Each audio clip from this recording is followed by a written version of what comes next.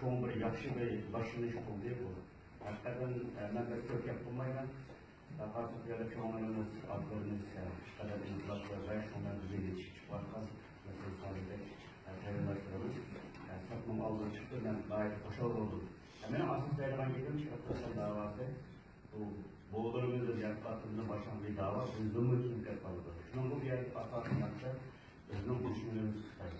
Özlem düşünürümüz tutaydı, özlem sonuna her anlam kişilerde, her sanat fikirlerde bir-birimizden kimselerle, birleşerlerle, bir-birimizden kendimizi kullanılan, şu özümüzden, vatanımızdaki, işçimiz yaşam, müstakbel devletimizdeki kuruluş yolunda hem de birleşik, bağışık, birbirini kullanılan hizmetçilikten meydana çıkartmaktadır.